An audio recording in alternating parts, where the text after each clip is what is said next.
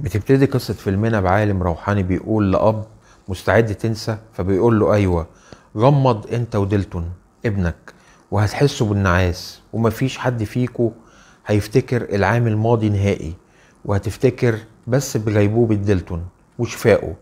وبعد 9 سنين والدة لامبرت بتتوفى، وناس بتعزي لامبرت، وديلتون بيكون كبر، والأب اللي هو لامبرت بينده على ديلتون لكن ابنه ما بيردش عليه، والأم بتقول للأب إنه متوتر وبتاخد رأيه إنه يوصل ديلتون الأسبوع الجاي للكلية. ولامبرت بيتفرج على فيديوهات لديلتون وهو طفل وبيكتب له إيه رأيك لو هوصلك الأسبوع الجاي للكلية. وفعلا الأب بيوصل ابنه للكلية، وابنه ما بيتكلمش معاه خالص. ولما الأب بيدخل غرفة ديلتون بيلاقي كل صور العيلة إلا صورته، وبيسأل ديلتون ماليش ولا صورة على الحيطة عندك؟ والابن برضه ما بيردش.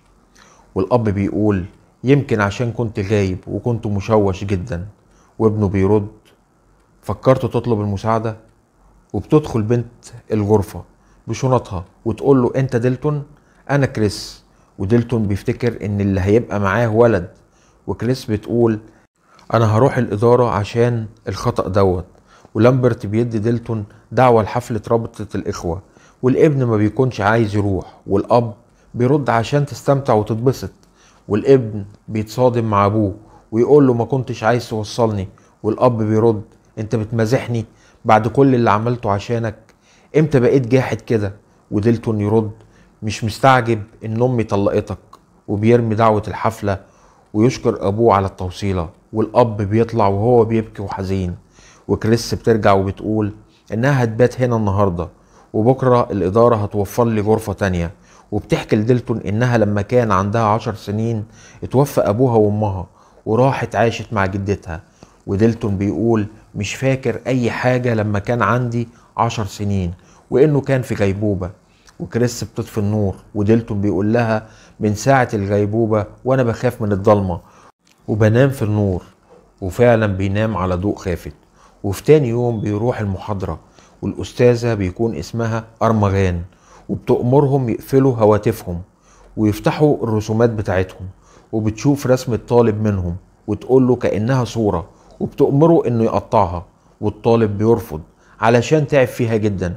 وتقول له انت كده ضحيتنا الاولى، وتقول له ممكن تمشي. وفعلا الطالب بيمشي، وبتكمل ان لازم الرسم يكون من الاعماق. وديلتون بيقطع رسمة جدته، والاستاذة تسأله ليه قطعتها، وتبتسم وتقول له ده حسن تدبير. وتقول هعد لغاية 10، ومع كل رقم تغوصوا في اعماق نفسكم.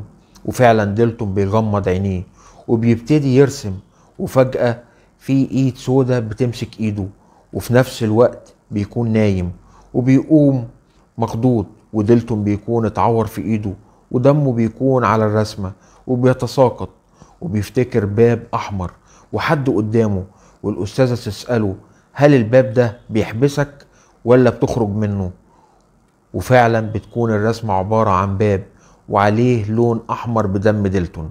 ولامبرت بيعمل اشعة رنين، والدكتور بيقول له على تعليمات بانه يكون ساكن، ولو عايز تخرج دوس على الكورة وسنتوقف. وفعلا الاب بيدخل الجهاز والدنيا بتضلم، وبيسمع صوت جاي من ناحية رجليه، وبينده على الدكتور وبيضغط على الكورة لكن دون اي فايدة. وبيلاقي شكل مخيف جدا جدا بيهجم عليه من ناحية رجليه، وبيكون مرعوب. وبعدها النور بيجي وبيكون خايف جدا جدا، وبيسأل الدكتور ايه اللي حصل؟ النور اتطفى ليه؟ وشفت كائن غريب. والدكتور بيقول له انت كنت نايم ربع ساعة. وبيعرف انه ما عندوش اي مشكلة جسدية، والاشعة بتاعته كلها كويسة. وديلتون بيكمل الرسمة بتاعته وبيعلقها في غرفته، وبيركز في الباب المرسوم. لكن فجأة النور بيطفي، وبيشغل الأباجورة وبتكون الإضاءة حمراء، وبيلاقي آثار إيد على سريره. وفجأة بيلاقي ملاية بتقف وكأن حد لابسها وبتترمي عليه، وبيكون مرعوب وبيحاول يبعدها عنه. وبتدخل كريس وبتقول له ايه ده، انت بتعمل ايه على الارض؟ وتقول له الاداره ادتني غرفه جديده. وبتشوف دعوه رابطه الاخوه اللي ابوه كان مديها له، وكريس تقول له يلا نروح، وفعلا بيروحوا الحفلة، وصاحب الحفلة بيكون اسمه نيك وبيرحب بيهم، وديلتون وكريس بيكونوا مش مبسوطين، ونيك يقول للجميع اشربوا كل شيء لكن اهم حاجة سيطروا على نفسكم.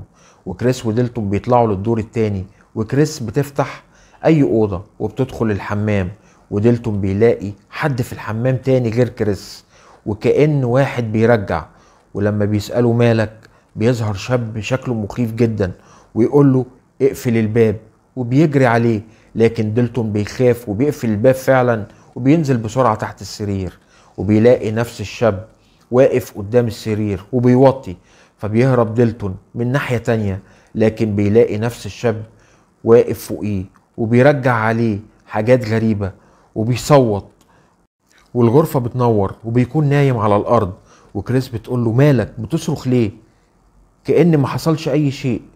ونيك بيدخل الغرفة وبيسألهم بتعملوا ايه في غرفتي، وبيقول لهم لازم تكونوا بره، وكريس بتضربه وبيجروا بسرعة بره الحفلة، وديلتون بيشتغل في الرسمة بتاعته تاني وبيغمض عينيه، ولما بيفتح بيلاقي الدنيا مظلمة وبيلاقي مصباح أبيض منور، وبياخده معاه وبيطلع الدور التاني في السكن، وبيروح على غرفة كريس وبتكون نايمة، وبيمسك الآلة الموسيقية بتاعتها وبتصحى على صوتها، ولما بتنور النور الآلة الموسيقية بتقع من ايد ديلتون، وبعدها الباب بيتقفل، وطبعا هو ما بيكونش ظاهر ليها، وكريس بتنزله وبيفوق وتقول له ايه اللي بيحصل، ويقول لها في حاجات غريبة بتحصل لي، ويكمل ان الاستاذة طلبت منه ان يرسم حاجة من اعماق نفسيته وفي نفسه، وبحث ورسم باب، وبيقول كنت برسم ونمت، ولما صحيت لقيت فانوس منور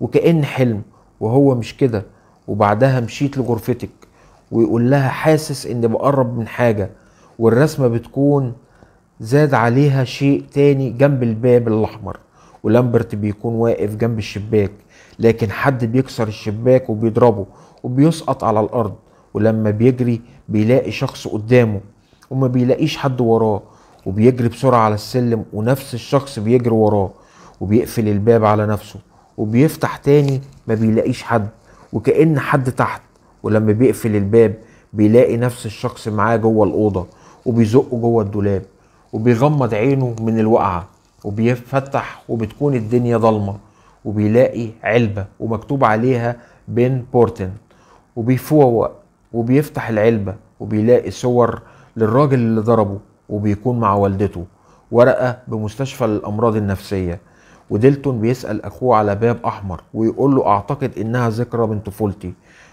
وبيسأله كمان أنت سألت ماما، وبيكمل الرسمة وبيكون راجل مرعب وفي إيده حاجة، وكريس بتقول لديلتون إنها بحثت في الإنترنت وإنه مش مجنون ولا حاجة ولكن مسافر نجمي، وبتوريله فيديو عن الإسقاط النجمي بإن جسمنا المادي بيخفو وجسمنا النجمي بيترك جسدنا المادي ويذهب لعالم تاني خالص، وديلتون بيقول لها ايوه هو ده اللي بيحصل لي فعلا.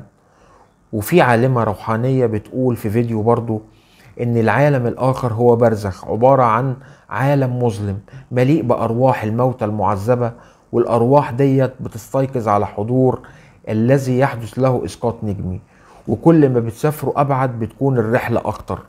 وديلتون بيفتكر الولد اللي رجع عليه انه قال له اقفل الباب، فبيفكروا هو وكريس يروحوا بيت نيك تاني، وفعلا بيروحوا، ولما بيطلعوا الدور التاني ديلتون بيقول لها انا عايز غرفة مظلمة، وفعلا كريس بتفتح غرفة وبيقعد ديلتون على جنب وبيغمض عينيه، وبيصحى في جو مظلم وبيشوف نيك مع واحدة صديقته، وطبعا هم مش شايفينه، ونيك بيحس بحركة وبيقول مين اللي بيلعب معايا ومين بيهزر معايا، وبيجري ديلتون بسرعة، ولكن في دراع بتطلع من الحيطة بيمسكه، وكريس بتحاول تصحيه وتندهله، لكن في حد بيخنقها بشعرها، ونيك بيكون معاه كشاف وبيجي ديلتون وراه، وبتكون كريس مغمى عليها، وفي وحش مخيف جدا طبعا ديلتون بس هو اللي بيبقى شايفه جنبها، ونيك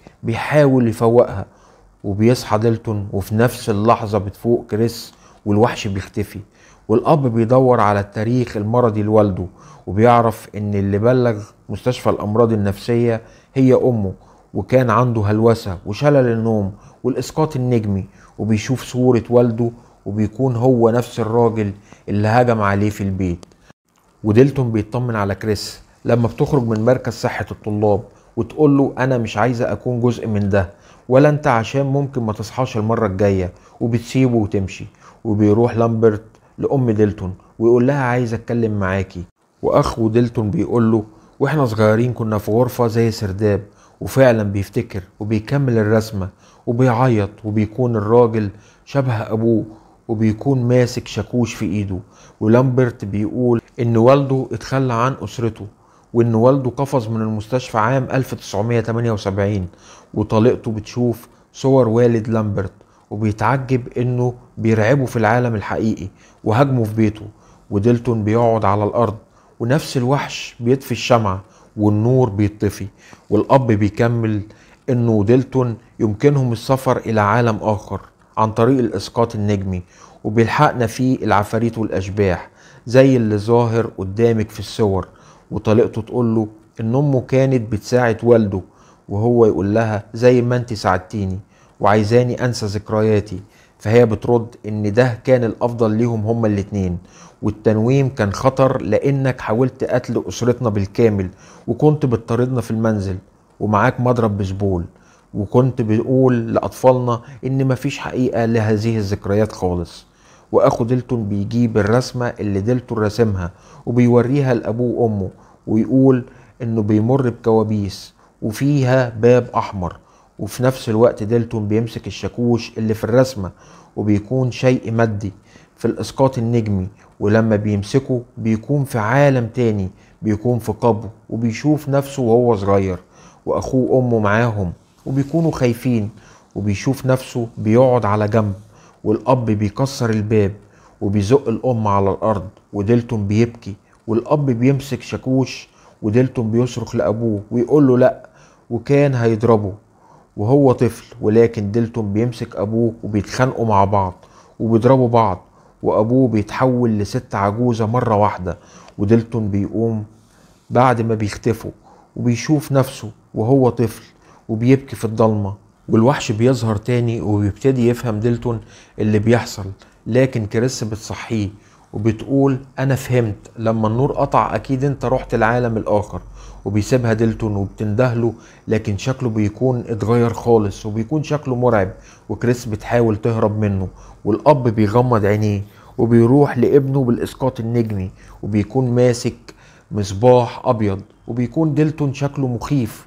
والأب بيكون قلقان وهو نايم وبيدور على ابنه في العالم المظلم.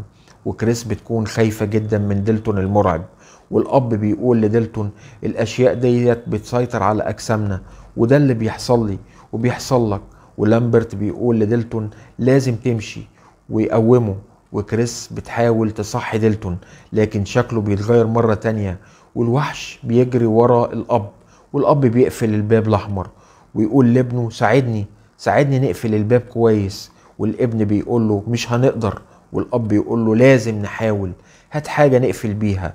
وديلتون بيفتكر وهو طفل وبيقول لأبوه لازم نمشي. ولامبرت بيقول لديلتون امشي وسيبني. وكريس بتحاول تصحي ديلتون لغاية ما بيصحى، والكشاف اللي فوق الباب بينور، ولامبرت بيتألم وهو نايم. والأم بتكون عايزة تطمن عليه، ولامبرت بيلاقي في دهان بيتساقط على الباب، فبيكون الدهان ده الألوان بتاعة ديلتون. وفعلا بيقول ديت أكيد ديلتون هو اللي بيتصرف. وفعلا ديلتون في الحقيقة بيلون وبيشخبط على كل اللوحة بالأسود.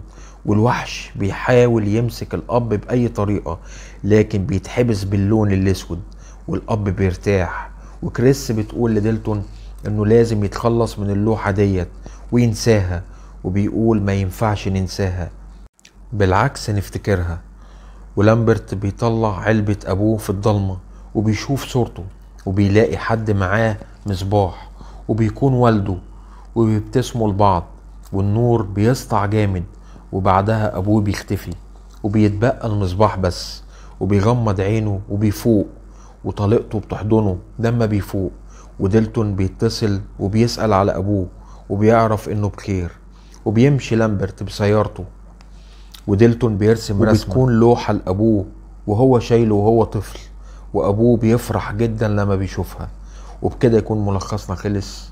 لو عجبكم الفيديو والملخص برجاء الاشتراك في القناة وتفعيل زر الجرس، وسلام.